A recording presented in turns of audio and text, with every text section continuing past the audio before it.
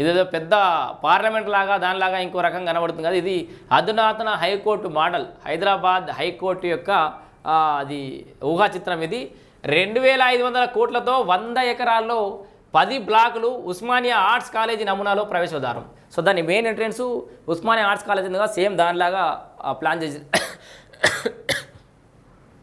36.52 లక్షల చదరపు అడుగుల విస్తీర్ణంలో నిర్మాణం 2.5 సంవత్సరాల్లో పూర్తి చేసేలా ఒప్పందం అయితే చేసిరట. మొత్తానికి దాంట్లో ప్రత్యేకతలు ఏమున్నాయో ఒకసారి చూద్దాం. అధునాతన సౌకర్యాలతో హైకోర్టు నూతన భవన నిర్మాణానికి రాష్ట్ర సర్కార్ సన్నద్ధమవుతోంది. పనులు దక్కించుకున్న డీఈపీ సంస్థ 2.5 సంవత్సరాల్లో భవన నిర్మాణం పూర్తి చేసేలా ఒప్పందం చేసుకోబోతోంది. సుమారు 2500 కోట్ల వ్యయంతో 100 ఎకరాల విస్తీర్ణంలో ఈ భవన నిర్మాణం చేపట్టబోతున్నారు.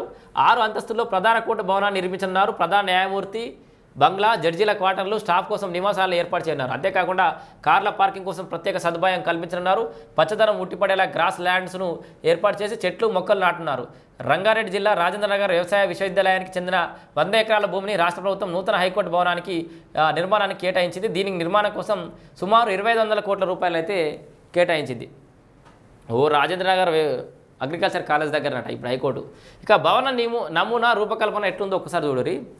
నిర్మాణ పనుల కోసం గత ఏడాదిలోనే భూమి పూజ శంకుస్థాపన కూడా చేశారు. తాజాగా హైకోర్టు భవన నిర్మాణానికి సంబంధించిన నమూనాను కూడా రూపొందించారు. ఈ నమూనా ప్రకారం హైకోర్టు భవన సముదాయ నిర్మాణ ప్రవేశ ద్వారం ఉస్మానియా ఆర్ట్స్ కాలేజ్ చూడరు ఒకసారి కనిపిస్తుందా, ఇట్లా కేటాయించిన 100 ఎకరాల్లో దాదాపు 36.52 లక్షల చదరపు అడుగుల విస్తీర్ణంలో 10 బ్లాకులతో భవన సముదాయాలు నిర్మించనున్నారు. ఈ నిర్మాణ పనులు హైకోర్టు భవన నిర్మాణ కమిటీ ఆధ్వర్యంలో కొనసాగనున్నాయి. పనుల నాణ్యత, నిధుల విడుదల రోడ్డు భవనాల శాఖ పర్యవేక్షిస్తోంది. సో దీంట్లో స్పెషాలిటీస్ ఏంటంటే ప్రత్యేకంగా ప్రధాన న్యాయమూర్తి హాల్. సో ప్రధాన న్యాయమూర్తి హైకోర్టు ప్రధాన న్యాయమూర్తి హాలు ప్రత్యేకంగా ఉండబోతోంది.